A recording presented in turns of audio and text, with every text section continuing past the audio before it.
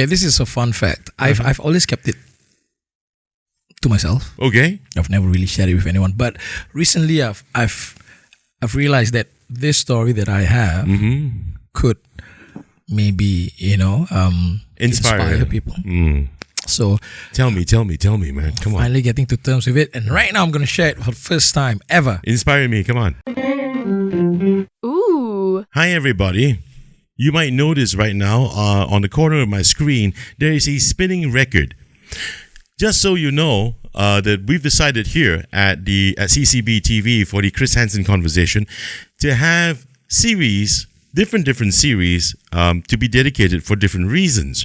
Today, as usual, one of the things I'm really very, very excited to do all the time and very happy to do so is to give tribute to our musicians, to our local musicians. So far, it's been people who've been around a long time, who've made the music institution in Singapore an institution, but I also have to give honor and tribute to those who are current, who are much younger, and taking the stage by storm.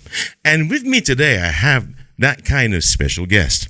My tribute to SG's music icon in my studio today is Khairul Afwan from the band Supersonic. Welcome to the Chris Hansen Conversation, Afwan. Thank you for having me. No, pleasure is all mine, my friend. I'm so glad to have you here. And let me tell you the reason why you're here. I've seen you perform. I don't know whether you remember, for the very first time, it was at the Botanical Gardens. Ooh. It was for the Singapore Kindness movement. I think it was for that movement. Somebody hired me to do something about kindness for that day. And there was an a cappella singing concert. Oh, yes. Now, that band you were with, what's it called now? Just Be. Just Be, there you go, with Haizad, right? Yes. And I saw you for the first time. And where was I? I was the MC. Yeah. So I was backstage watching everyone perform, right? And I watched you, and you did something extraordinary. You did something that I completely approve of. You did something that made me want to ask other people about you. What you did, my friend, was you took the mic, and as an a cappella set, my goodness, you ran off that stage in Botanical Gardens, that stage that's, surrounded by a small little lake. Yeah. And you ran out to the audience who were picnicking. And you just didn't give a hell. You just went out there, man. Yeah. And you continued to perform like a true frontman. I'm going to ask people, who's that guy, man? And they told me, this guy's Livewire. He is today. Right? So, and I couldn't agree more, because you know what? I mean, I was thinking to myself, I've always liked frontmen who get into the crowd. Don't just stick around on stage and be a boss. Yeah. And you got into the crowd. And that really got me going. And then I saw you again at Timbre Plus with your band Supersonic. And I said, that's that guy again. And I just had to stay back and I watched you perform. You know how to work your crowd. Your stagecraft is great. You are a frontman and a very worthy one. So thank you for being on my show. Thanks for having me. I like to start the show this way. Yeah. Can you tell everyone who, in your own words, is Khairul Afwan? Wow. This is a conversation. Don't be stiff with me, man. Drink a coffee if you have to. Yeah. Coffee perks you up. So who are you, man? Okay, Khairul Afwan. I think I'm just someone who just loves attention. I'll be honest. I love the attention.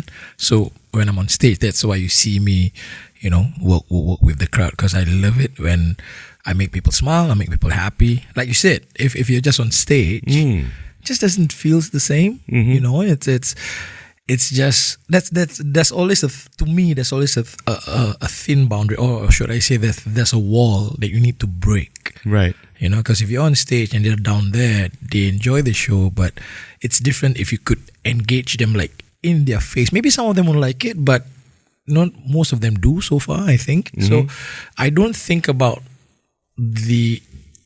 really think about what I do. I just do it, and then at the end of the day, I will look back at it. And so far, the past few years, when I go into the crowd, they love it so much. So it just became something natural, I guess. I'm going to work on a word you said just now. You said attention. You love the attention. I love attention. So are you attention seeking, or are you an attention grabber? Which one?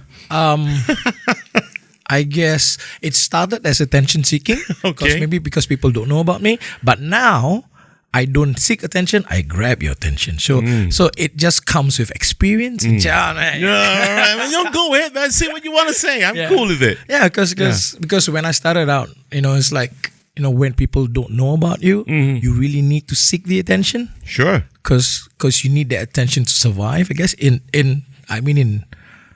my perspective, it's like I want you guys to know that we are there. Whether I'm singing with Just Be, an a cappella group, or if I'm singing with Supersonic, or anyone for that matter, if I'm singing with a band, I want them to take notice. Like, hey, we're here, And so I guess initially when you're unknown, you have to seek their attention. But I guess once they know who you are, once they're familiar, it's this guy. When you see this guy, he's always gonna go far and beyond. And then it turns from attention seeking to grabbing their attention. I think that's what I think happened between me from the past until where I am now. So it's seeking attention first, and now I just grab your attention whether you like it or not. So what you're saying is that frontmen have got to be able to build a brand around you, especially when you're an unknown. Yeah, you need to just do what you think is right. And for me, it's to get their attention. Because I've been to a few establishments when I was young. I've seen good musicians, and they're good, musically tight. But some bands, which I see from my own eyes, it's like there's something missing. It's like the music is amazing, but I don't feel engaged. I don't feel like I'm in it. Right. It's like I'm down here and you're up there. And then there was one band, I forgot who it was. They actually came out, and I'm like, wow, this is fun. This is like I feel like I'm in it, And I'm like, he asked us to sing along and all that, and also when I was younger, before I started to sing in bands, or even before I was in Just Be, I auditioned, and this was a very good life lesson for me. It changed it really sculpted how I think, what is important in a live performance, and that is engagement. Because I think it was when I was 17 or when I was 18, I went to this small pub in, I think it was near Paya Lebar. It was called Honeycomb or something like that. So I got an audition notice, and I went there alone with my guitar. Okay. And before that, I was singing in schools and all that. And I've always... How old were you then? I was 17, I think. Okay. 17 or 18. Okay. And then in school, when I was singing, and then when I went to ITE, I found out that I actually won a few competitions, so I thought I'm there. Okay. I won't say I'm good, but I'm there. I have something. So when I went there, I'm like very confident. I'm gonna get this. I'm gonna get the first resident night ever in my life. Okay. As a solo performer with a guitar. And when I sang, I knew I sang really well because the crowd were really clapping, and they enjoyed it. And I'm like, okay, I think I sang about 8 songs. And then after me, there was this duo. Okay. It was just a bassist, right, and a guy who plays the guitar and sing. Right. I'll be very honest, they were not that good. Okay. Musically, the guy couldn't sing that well because I know I had him. Like I could sing much better. But a few weeks later, I just waited for a call. He didn't come, and then I actually kind of dropped him a text. I'm like, hey, so any news? Oh, we've already gone the guys, and then I asked, is it that particular duo? And he was like, yeah, it's them. And then I realized the only reason why they got it is because the only difference between them and me, they had interaction. The guy knew how to talk, but I was still shy then. Right. I wasn't what I am now. I was shy. I just sang. I thought that just being able to sing well is enough. Right. And then I realized because he spoke, he couldn't sing that well. The music was not really tight, but he really like, hey, how you guys doing? Hi. And I'm like, why is he talking so much? Like, this is an audition for music, right? So it should be about the music. And then when I realized, but something just bugged me when I went home. Then I'm like, that guy has been interacting with the audience. Damn, I didn't do that. Why didn't I do that? Like I know I could do it, even though I'm not that that still shy, still Not too forward yet. Yeah. not too forward yet. And then when he got it, that really clicked in my head. I'm Right. like, this is it. You have to not only be a good singer. If you can sing well, that's not enough. You need to be an entertainer. You need to engage the crowd. I guess that's what it's all about. So from that point onwards, this is the beast that I've made myself. Okay, how do you I'm curious, man, because I teach the subject. Yeah. Through the years, I've been teaching things like stagecraft, right? So I want to hear it from you. As a front, I mean, you had that realization. Yeah. And you go, fuck that. I got to be able to engage the crowd. Exactly. I'm more than just a musician. I have to be a fucking entertainer, right? So what did you plan? How do you strategize your way? And how you're going to at least engage and remain relatable to your audiences? That's a very good question. I've had help because before I decided to become a singer, I was also doing theater. I was doing English theater. Interesting. For a long time. I was doing shows for Walrise, for Singapore Repertory Theatre. I was doing the little company show. So basically, in a nutshell, my English theater background helped me. How? I've never done theater, so I'm curious to understand. Oh, okay. How did the lessons you've had through theater? And I cannot imagine that because theater is scripted. Yep. Right? Yep. You got audience, no doubt, but it's scripted. You don't really engage the audience, do you? When you have a piece of drama show. Okay. Am I wrong there? No, you're not. You're not. Okay. If you're not, if you haven't gone through theater games or there's even an Olympics in Australia, which I found out because of English theatre. Because what you do is there's an Olympic. Because what you do is you do improv, improvisation. So what you see when you see a play, it's scripted, definitely. It's scripted. You have a script, but of course you learn. But to be an actor, there's so many things that you need to do. There's training. So the trainings are all the trainings that you go through to become an actor before you get a script for a show. You need to do improvisation. You need to. There's so many theater games. Well, let me guess. Is this thing about this is your cup? Yeah, something like that. And feel your cup. Yeah, but the best thing that helped me towards my craft on stage when I'm singing is the improvisation part. Right. So, for example, if there's a group of us, maybe a group of 4, and then I want you guys to, for example, the 4 of you will create a story. I'll give you what, where, and when, and then all you need to do. I'm not going to give you a script. This is all improv, and everybody has to bounce off each other. So if I say, so what, where, and where. So if I start with a sentence, or maybe if you start with a sentence, today it's a very great day, but it's raining. Next, and it's so hot today. So you don't have anything. You don't have any materials to read off from. So this improvisation helps. Okay. So this is, to me, there's so many games, but I think the improvisation part really makes you think quick.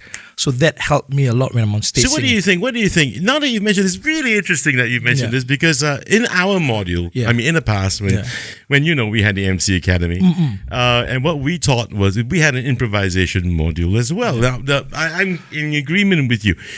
How would you then, if you were to reach out to the younger lot today, starting out on stage, and you have the frontmen there, on a hypothesis that they come to you and say, fuck, bro, I gotta learn how to be like you. Yeah. Would you actually, let's say, on a hypothetical, bring improv to these guys to learn how to be good frontmen? Would you do that? I would, actually. Because I think it really helps. But do you think these guys today will be able to stomach something like that? I think, to be very honest, era or whichever setback, or the category that you belong to, because now they like to put out this in categories, right? Like millennials and whatever. To me, an era doesn't define who you are. There's still young people now who have different mindsets, same mindsets as, for example, people like me who's born in the 80s, early 80s. And yet there are those who, so I don't think it's defined by when you were born, but some people have it, some people don't. So your question is, will they be able to stomach something like this? Maybe some can, maybe some can't. Okay. So, yeah. Okay. If we go back to say, now that you've mentioned that, we go back to say musicians of old. These guys didn't have improv lessons. They didn't. But these guys were high energy. Most of them were. I think it's innate. If you have it, you have it, you know? And for example, if you see bands like rock bands in the past, they jumped off stage. So I guess this is where they learn it from. It's like you don't necessarily, yes, you're right. There's no improv. Maybe they were improv then, but it doesn't, relate to each other yet. Right. Not all of them has a theater background and became a singer. Let's talk about music. Yeah. Because I know you're pressed for time, so I'm going to talk about music now in case I miss out things I want to ask. No, this is actually very fun. I just want to tell them I can't make no. Bro, gotta make some money, bro. Cari makan, man. Okay. Music, man. When do you realize that you actually have something musical inside of you? You sing, you play the guitar, you write music? Yeah, but never really. Ooh, now what's nice. going on, man? That's a nice song, but where's it coming from? Where's it coming from? Yeah. Is it mine? Yeah, it is yours. Why did it play a song on its own? I didn't touch it. It's cool. Oh it's my! Cool. We're gonna leave that in shot anyway. We're not gonna edit that out. Oh my God! Okay, you're right. It's that time of the year. For some strange reason, your phone started playing on its own, man. Yeah. I didn't even say it. Oh, never mind. So musical journey, mate. I mean, you can sing. I mean, we know you're a frontman. We talked about that. Yeah. Let's talk about your singing prowess. When did you discover that you could do that? First and foremost is thanks to my mom. Okay. I was singing in the bathroom. Okay. So my mom told me. Okay, this is a fun fact. I've always kept it to myself. Okay. I've never really shared it with anyone. But recently, I've realized that this story that I have could maybe inspire people. So tell me, man. Come on. Finally getting to terms with it, and right now I'm going to share it for the first time ever. Inspire me. Come on. When I was young, when I was in primary school, my school friends, right, to all my Malay friends or to all those who understand Malay, they call me a gagap. What's that? A gagap. Okay, what does that mean? Gagap in English, it means to stammer. Someone who stammers. Get the fuck out of here, man. No, I'm not joking. This is you don't fucking stammer, bro. You haven't been stammering at all. I have. I'll get to that in a bit. Okay. But when I was in primary school, from primary 1 all the way to primary 6, all my friends, they call me gagap, simply because I stammer. And when I say stammer, I'm not saying just a bit of a stammer, like, hey, how you doing? No. When my mom tells me to go to the shop to buy a prata, I will line up in queue. You know how long the queue can get to get prata, right? Yes, okay. The moment I get to the second guy or the second from the first of line, right, I'll go all the way to the back. Just because I'm so afraid because I won't be able to get my words out. Because until the prata guy knew me so well, like, it's okay. Slowly. What do you want to say? What do you want to say? What do you want to say? Slowly. I'll be like,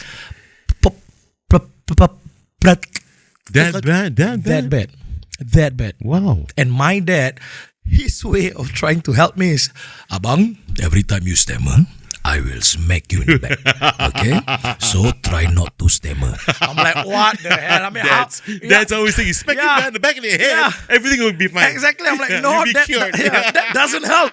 So I'm trying to find a way to get out of being slapped in the back every single time I stammer. So at home, I'll just keep my mouth shut. I won't say a thing unless I have to. So when my mom said to me, she calls me Abang, she'll say, Abang, when you speak, you stammer. But I realize when you sing in the shower, you don't stammer. Yeah, and I'm like, that's a realization which I didn't realize. My mom did. So she said, there has to be a reason why you don't stammer when you sing. I'm like, that's true, Mom. I'm like, so it took me a while. And then I found out there's something that I could use to not stop my stammering. Actually, as a matter of fact, you said that you didn't see me stammer at all just now. I am still stammering. No, but I don't hear it. Yeah, but I'm covering it. I've learned how to live with it. Okay. And the only reason is this. I use rhythm when I talk. Because I realize when I sing, there's a rhythm, right? There's a tempo, right? So there's a 1, 2, 3, 4, or 1 and 2 and 3 and 4. So I realized, what if I counted in my head, or I count with my fingers before I talk. So I tried. So when I was younger, I was like, 1, 2, 3, 4. But everything was physical. I was using my fingers, I was using my head, I was using my legs, and it worked. So before I speak, I'll go like 1, 2, 3, 4. Hey Chris, how you doing today? So I'm speaking with a rhythm, with a tempo. If I don't count, don't count and try to speak. I can't. Really? I can't. It's so hard to get it out if I don't have an inner rhythm or an inner tempo. That's me. Dude. Yeah. So when I found out that I could use rhythm to help me out with my stammering, so it works. So and when I'm doing English theater, for example, I know this is not about music, but when I do English theater, I also found out that if I go all out, if I have a persona, also I don't stammer. So it's like I'm using the rhythm plus a persona, like, hey ladies and gentlemen, welcome down to this wonderful day. So it's like it's a rhythm plus. But if I'm like very relaxed and I don't count, it's kind of hard to go. And I've learned that sometimes even when I count in my head, now I don't try to make it as obvious.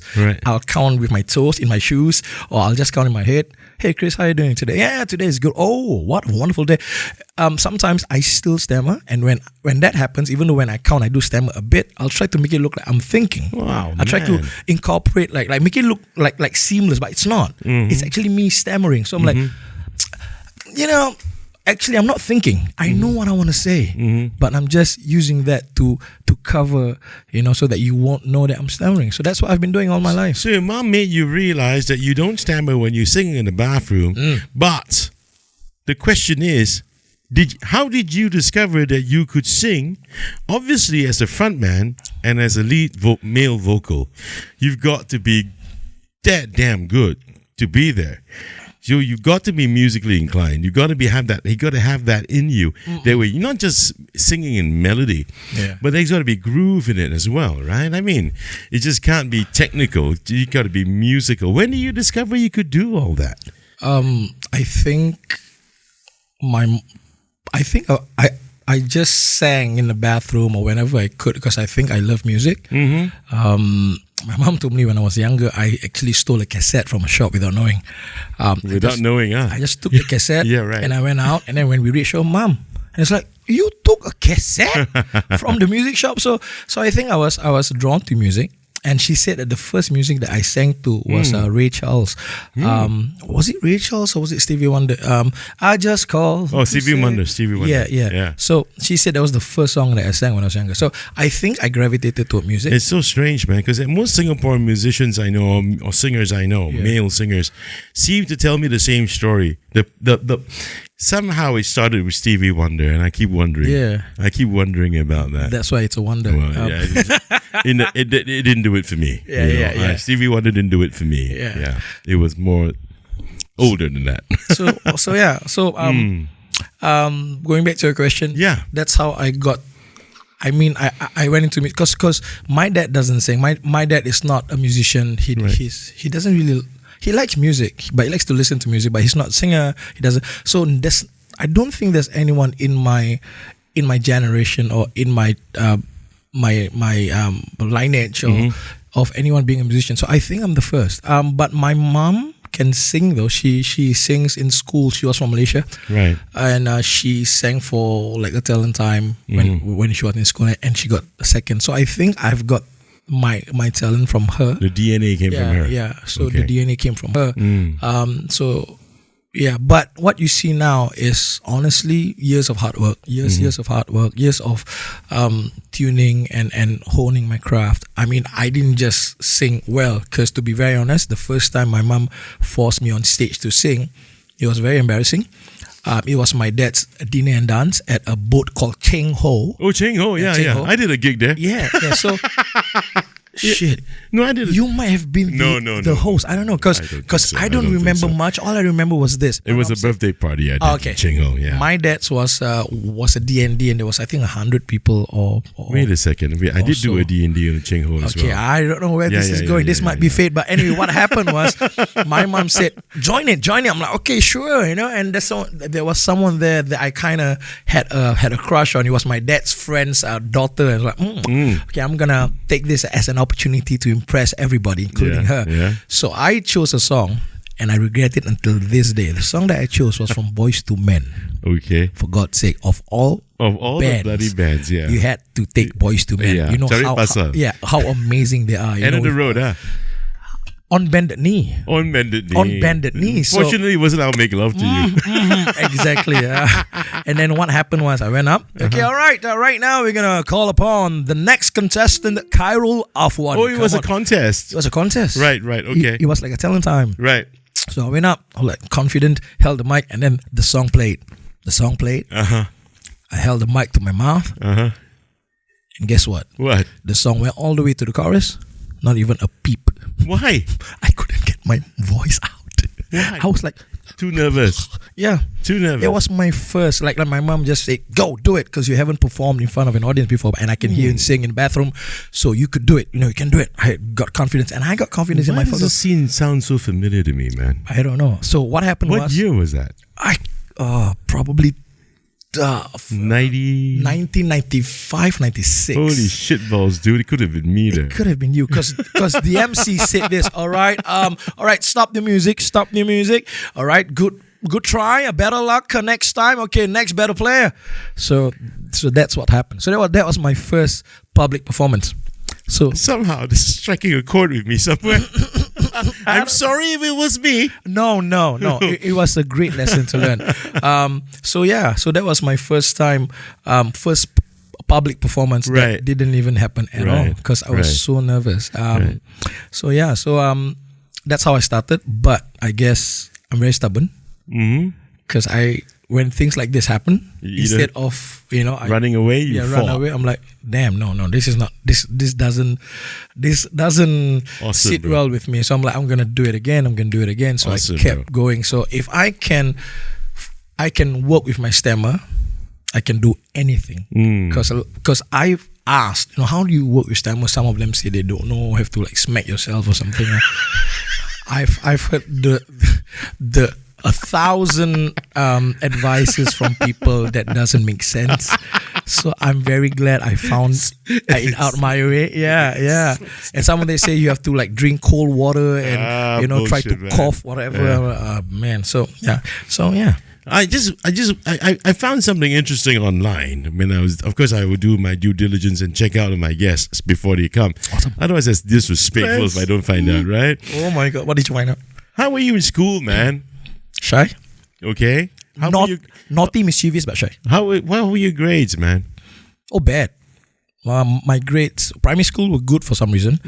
I've got a good grade, so I went to express stream.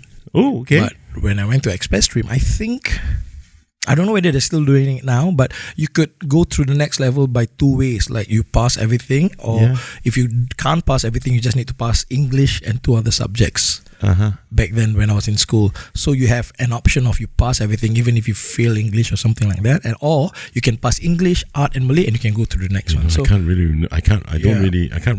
remember how it works. So that worked, right now even.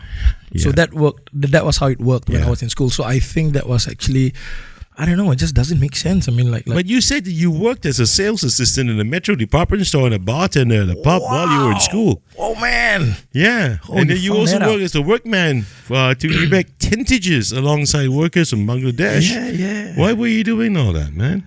Wow. Your teacher said you had no hope. Yep. Yeah. They had no hope. Yeah. They had no hope in you, but you had hope, right? Yeah, because a lot of them said the same thing. You're smart, but you're very playful. You're too playful. But why were you working during your school years? Wow. This is quite a personal question. Well, it's on the public sphere here. Yeah, it is. But then again, that's all right. My dad needed help.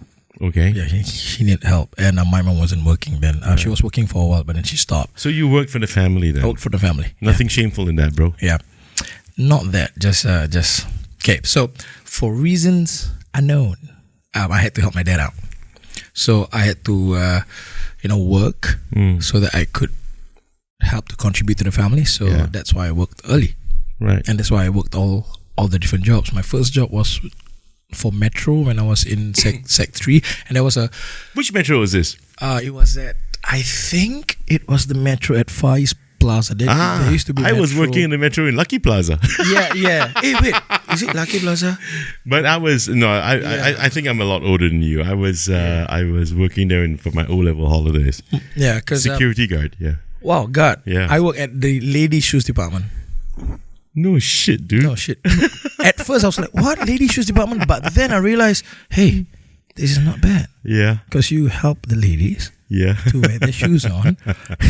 So, yeah. So you the teachers who said that, you come to no good, there's zero hope for you. But did you ever go back to that school to prove them wrong? I've never... Okay, I think I don't really have a vindictive nature. I don't think so. Okay. For those who think I have, by all means, but I don't think I do. Okay. I don't have that vindictive nature to I want to prove them wrong, but it's more for me to prove to myself that I can be better. Yep.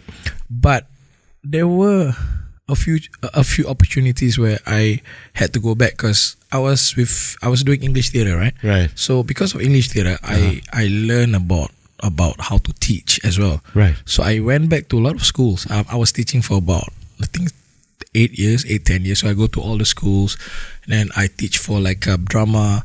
They call it in curriculum lesson. So I'll go into the schools and teach drama. And Boon Lay Secondary, which is where I was from, right, was one of the schools that I went back at. Okay. So that was probably 10, oh, wow. 12 years later. And the best thing was, some teachers were still there.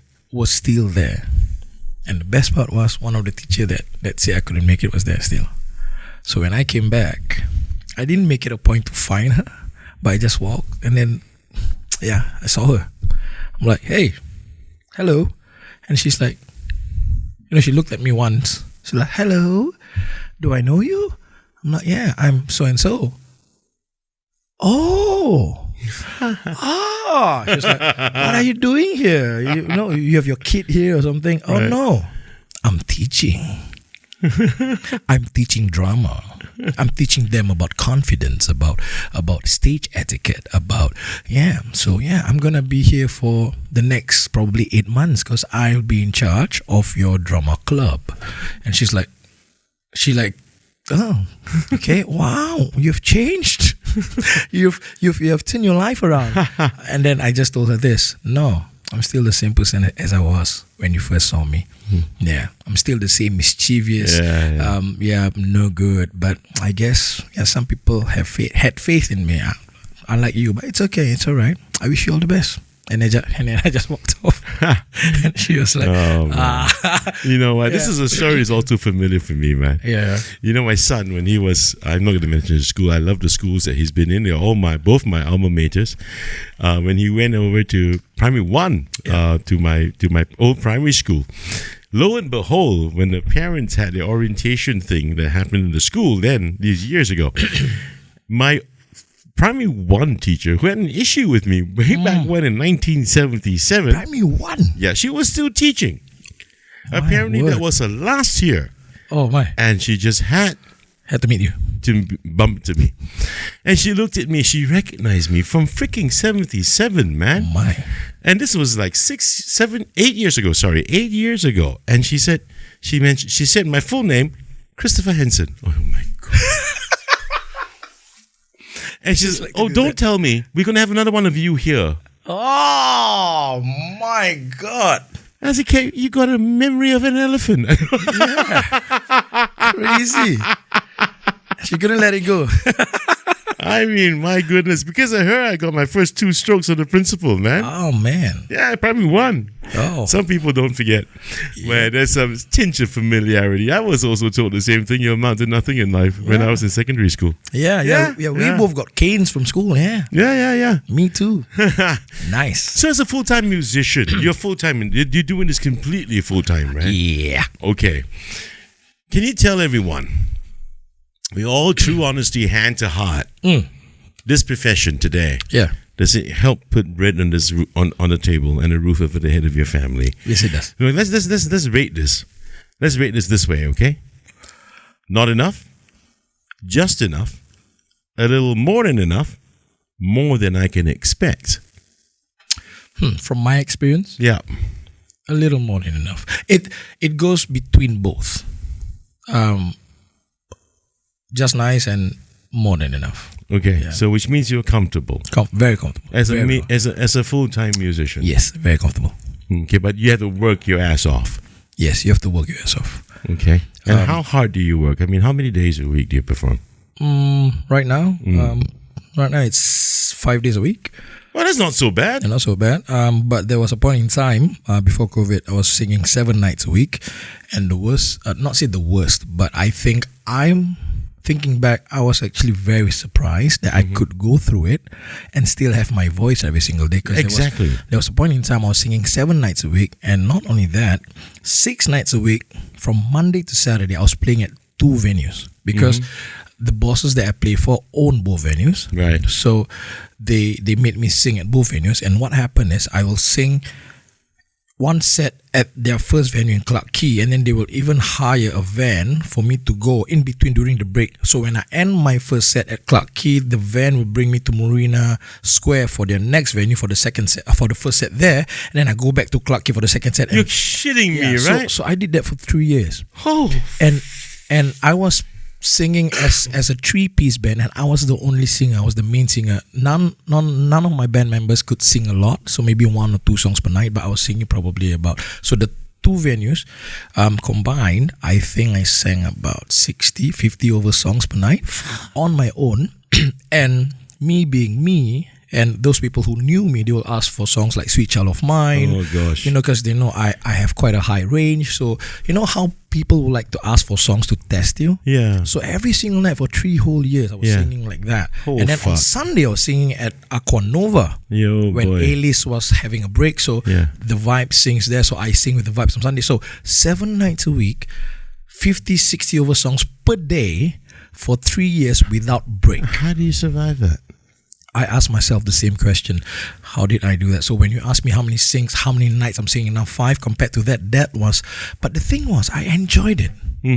I'm sure you did, yeah. I loved it, but how did I do it? I don't know. Probably age, really, probably age. Because now I'm past my 40s and I'm slowly feeling the difference. What I could do then and what I'm doing like maybe 3/4 right now is I'm feeling the pain. I'm feeling I need more time to recuperate. There's so many differences in my body now, like years later, especially when you pass your 40s. So I could feel it. But then I'm like Superman, man. Yeah, I know. I mean, it's different when we're younger, man. Before, when I was younger, I could do Bee Gees in falsetto, sure. But effortlessly. I didn't really have to even try. I can't do it anymore. So I've always remembered this, that, look at Elton John when he was, when he had in the early years, he had Yellow Brick Road, songs like Yellow Brick Road, Goodbye Yellow Brick Road. He had songs like Rocket Man, right? But you listen to him in the recent years, right? His tone has completely changed. We change as we age, that's for sure. Our vocal strands will start to change. It also depends on how much we've been bashing it. I've also noticed, I will not mention names out of respect for them, singers, that have really live wires on stage for years and years and years, and as the years go by, it's just gone. The technique is very important, but unfortunately, people in the past, they don't really go for like music lessons or like, for example, me, a lot of people ask me, so where do you learn how to sing? I didn't. I couldn't afford to go for classes because I was helping my family out. So I think the lucky thing about me is when, for example, when I sing and if it hurts, immediately try to find a way to sing in a way where it doesn't hurt. So I'll try to find like a way where I could sing without hurting. And then years later, when I met a friend of mine who teaches singing for a living, she's like, wow, you've got good technique. I'm like, oh, really? Because I didn't go for school. So I guess it was just luck. So some people's like, it hurts, but because it's what you need to do, so you just go through it and just force it. So I think that's where some singers, as they grow older, it's like you damage your vocal cords. But for me, I think even though I'm past my 40s, I could, to be honest, I think I can sing effortlessly now at some of the high range than I was when I was younger. Really? I think it's a development how I do things, which is very different.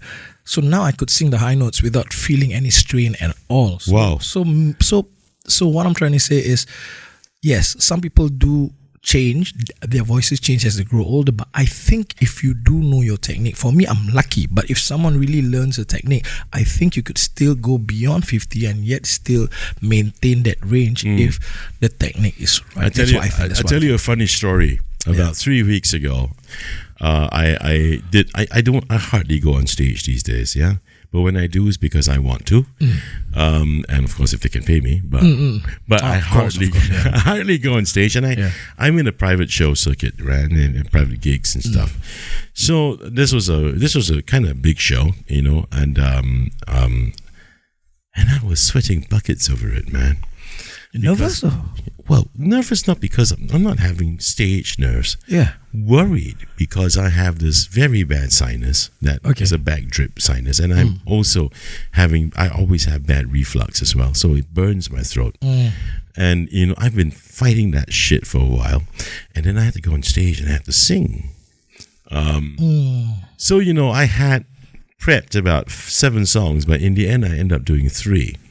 Because on that day, I knew I couldn't hold it. Oh my!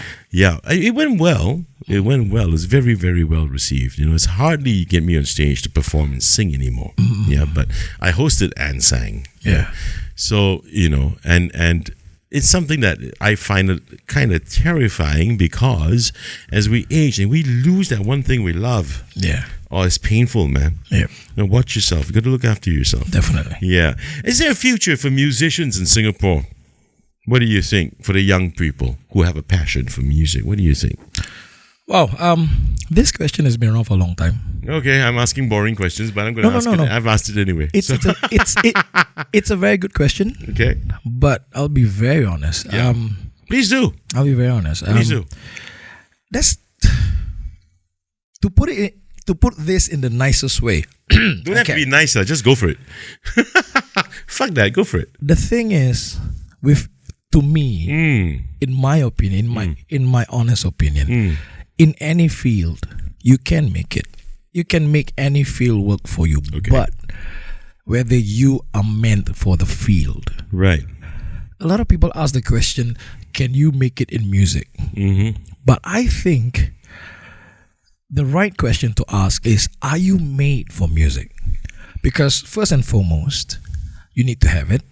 Secondly, you need to have that hard work. Right. So if you have all these things and you have something, you have the talent for it, you might be able to do it. Like for example, when I started music, a lot of people say you can't, it's hard. My mom was like worried. Get a proper job. Yeah.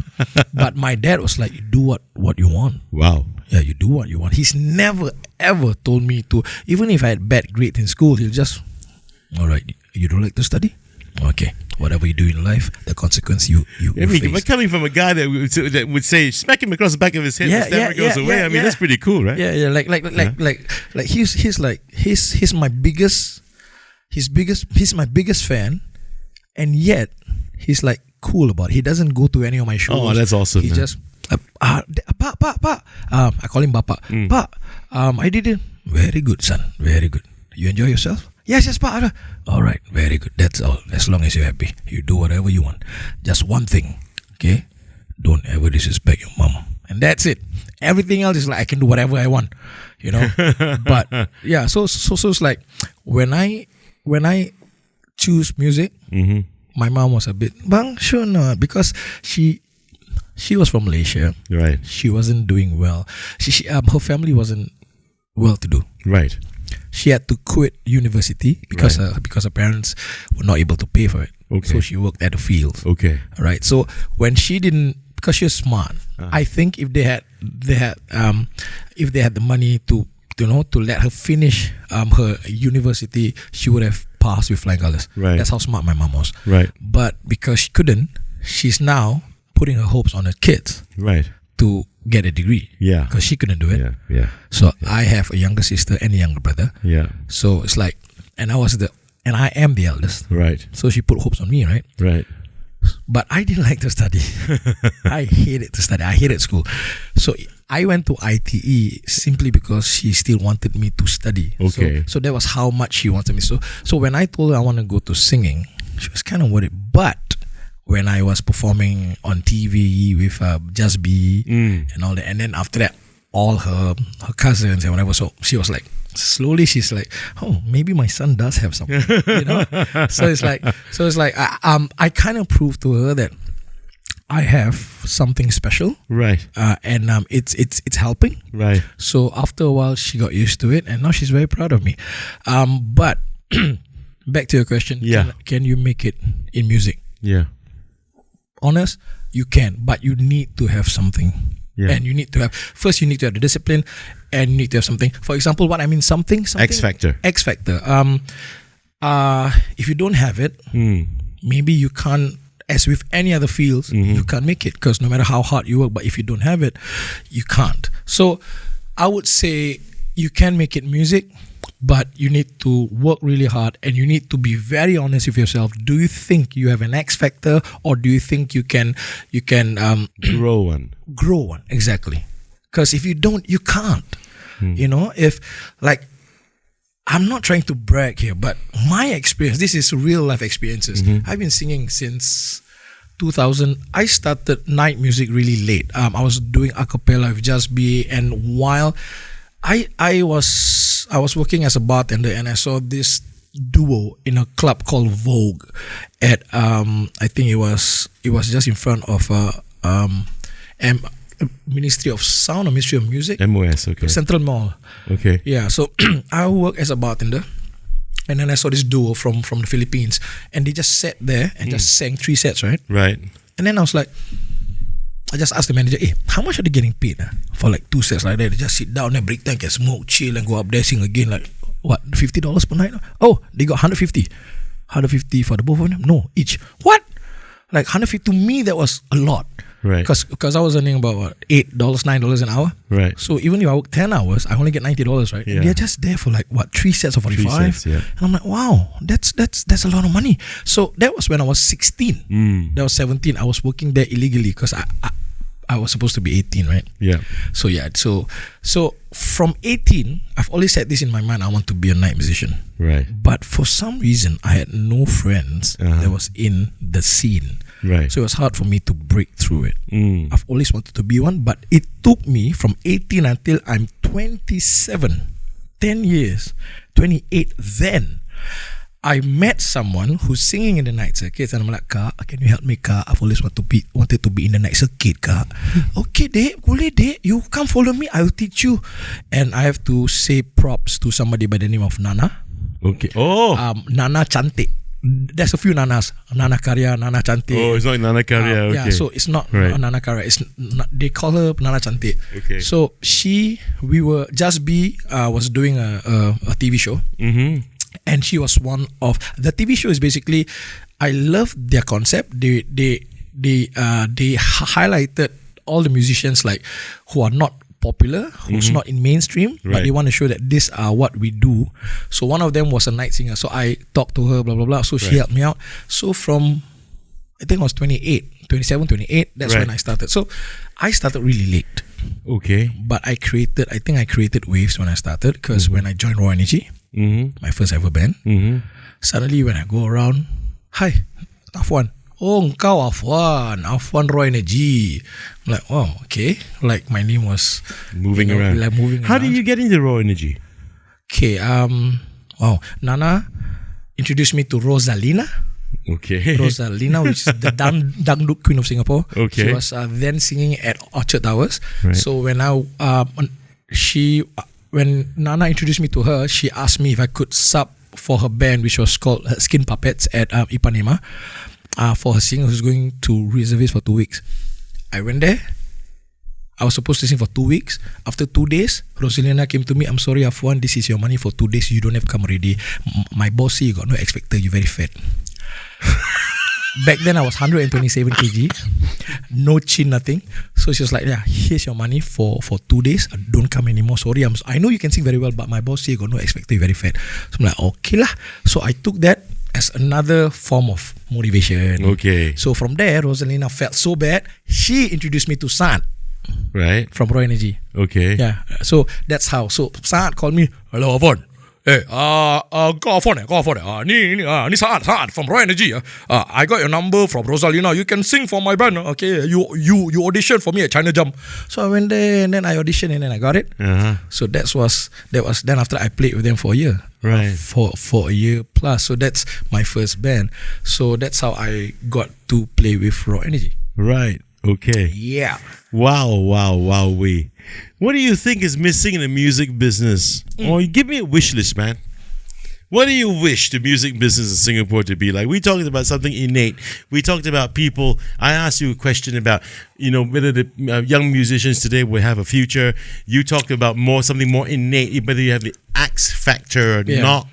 But right now, something more extenuating, more external. Yeah. What is your wish list for the music business in Singapore for musicians that would impact musicians? That's a very good question, but to be very precise, are you talking about night music or are you talking about original music, being an artist like the Sam Willows, Benjamin King, or more towards the night? Let's talk about the night music first, because then we walk to the recording room. Yeah, to the recording artist. Night. Okay. How do I put this? Okay, if you want to sing at night, you have to put a lot of things aside. You have to be professional. Like, for example, I believe this is what I would do and what I've been doing. There are a lot of songs that, for example, there's a lot of songs that you're going to be singing every single day. For example, there'll be one song that you'll be singing every day for the next 10 or 20 years. Yep. Evergreen songs. Why am I highlighting this? Is because this is where your professionalism will come into play. If you're going to be someone that I'm not going to play this song anymore because I hate it. Because at the end of the day, it's not about you. You got to give the people what they want. It's about the people what they want. Yeah. At the end of the day, they are your paymasters. And this is for those who have chosen to sing at night, right? Right. So these are one of the things that you need to ask yourself. If you want to go into that, can you do this? That's one. Yeah. That's one. To me, that's one of the most important things. Right. Secondly, you have to have, if you're going to be a singer, if you're going to be a musician, can you play the same riff, the same solo? Can you sing the same way from A to Z all the way and not, because some people just can't, they can't sing the same thing from A to Z. They'll try to change it a bit. Hey, come on guys, let's jazz it up, or let's change it. I mean, it's okay to do it once in a while, but there are some songs that you just can't change. Right. Because, people identify with the song in order for without reorchestration and rearrangement. Yeah, because they need to dance with it, they need to sing along with it. But if you change it, you might feel good about yourself. But what about them? They'll be like, hey, that's not how it's supposed to be. So even then, give the people what they want. Yeah, so at the end of the day, that's one. Like, can you have that responsibility? Because I think there's always this debate, or there's always this talk about, if you're a night musician, you're not really a musician, you're not really an artist. There are some people who don't sing nights. They do. This is what I've been hearing. I'm not sure if it's true or how true it is, but I think it should be true. I'm like, I want to be an artist. I don't want to be a night musician. A night musician is something that's looked down upon. It's like same shit every day. So I want to do an artist. I want to do me. So I think first things first, you need to identify what kind of musician you want to be, what kind of line you want to, what kind of path you want to follow. So once you've made that decision to be a night musician, you need to have a lot of patience. Professionalism has to be there. And I guess you have to have a clear direction where you want your band to go, because I think some bands, they just want to play at night, and once they play at night, okay, let's just play every single day, get money, go home and relax. But that's why I think I'm a bit different, because even though I'm playing at night, I want people to know who we are. I want people to stand up and take notice. Oh, shit, when this band comes up, it's all about energy. It's all about, not just about them. I go down to the crowd, give them fist bumps, get them to sing along, get them up on stage. I make it something that they can be a part of. They can be a part of, and something that they can take away, you know. So, you know, you rattled my foundation a little bit when you actually asked me, which one are you referring to, Chris? The night music guys, or those in the recording studios, the recording artists? You know why I felt a little rattled? I felt rattled simply because I'm used to the old days when the people who played at night were invited to perform on TV.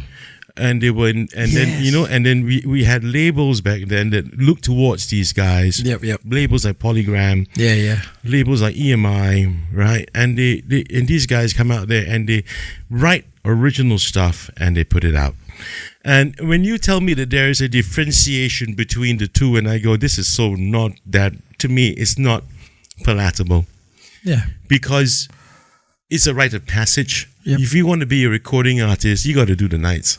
That's just my take. Call me a boomer. I don't give a flying fuck. But I would just think that come on, man, pay the price. Yep. Learn how to give to people first. And then when you give to people that, you know what to write for the people and your original stuff. And then you can become whoever the fuck you want to be. But you got to give it to the people first. And that's all ego talking. I totally agree. I don't want to be night music. Night music. I mean, get the fuck out of here, man. Yeah. You know, I don't like that personally. So it did rattle me a bit, because is this really what it is about today? Now, you're a seasoned musician, right? I mean, I believe that, first of all, I've just said this to a few people on this series, the tribute series to SG local musicians, that I don't think our local businesses are doing any much justice to both club DJs and musicians. There isn't this drive to get bands and music out there anymore than the way it used to be in the past, with the likes of good people like Dennis Fu, the Europa group. And I mean, that man, in my opinion, brought in music and made Singapore such a haven for musicians and music. We don't have that anymore. That's my opinion. You're seasoned, you're current in our scene. Is there any band you used to admire? I mean, in Singapore's music history, any band? Okay, before I answer that question, sure, this is something I need to please plug it in. Yeah, I totally agree with what you said. Because I believe, and I've seen some artists out there, original artists, right? Like you said, they have to go through the rite of passage, right? You know, you don't know how to give it to the people. Yeah. So many times I see when they perform, it feels so empty. Yeah. You know? Oh, God, yeah. Yeah, it's like so self-absorbed. Yeah. And it's like, is this it? That's the word. Thank you. Self-absorbed. You know? Yeah, it's like, is this it? But it's so sad that I don't know when this happened. When did this separation begin? I don't know how it happened, who started it, or why this mentality is here now. I won't say names. Over the past few years, there was one show we did. It was a neighborhood show, right? Right. A neighborhood show for a local. It's not even an event company or a corporate event. It's for community. It's for a community, right? Right. So we performed. Right. Everybody had a great time. Right. Everybody got up on their feet. Everybody went crazy. Even the MP like saw me the day after and said, "You guys were amazing." Blah blah blah.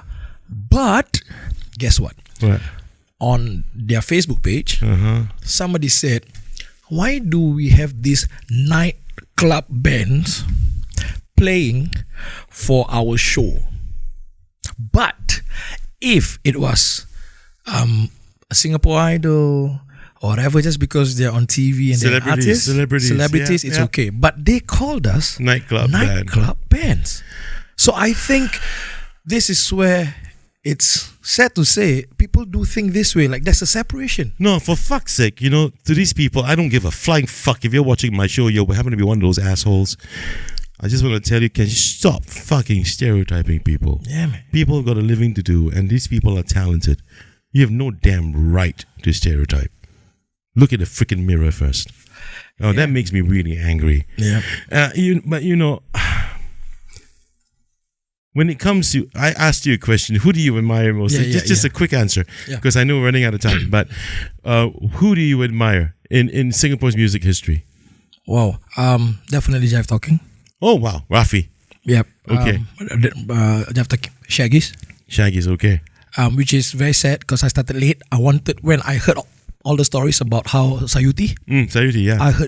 I heard amazing stories about him, how he could control the crowd with the song choices. He could literally just say, okay, watch this. Hey, calling out to you, Sayuti. Yeah. It's like I heard, I couldn't witness it with my own eyes. It's like I heard he could do things like, okay, now you see all the Chinese, watch this, I'm going to change the demographic change with the songs that he could literally tell you, okay, next after this Angmo, bam, he said all the Chinese go Angmo come, and it's still like packed, he could bring them in at a snap of his fingers with the song choices that and the way he so eloquently he reached the crowd. Yeah, I would love to see him in action, but this is just story. So Shaggy, Jive Talking, who else? I think these are the ones. These are the ones. Okay, I just want to show you something because we were talking about which band you admire in Singapore's music history.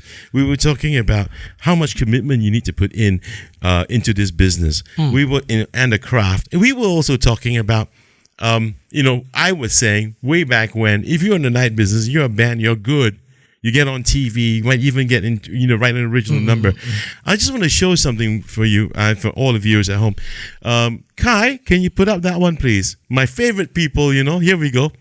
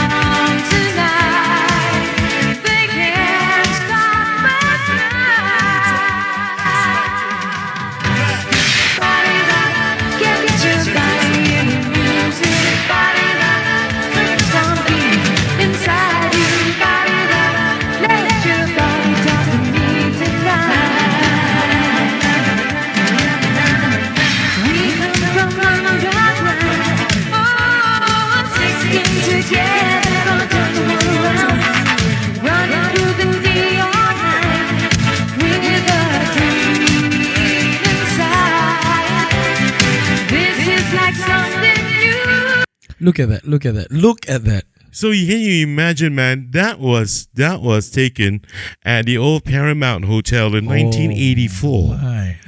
In 1984, with a very, very young and super talented, I respect it to bits, and Hussein. There can only be one, and and the rest of the Gingerbread Band. Moses was there, and.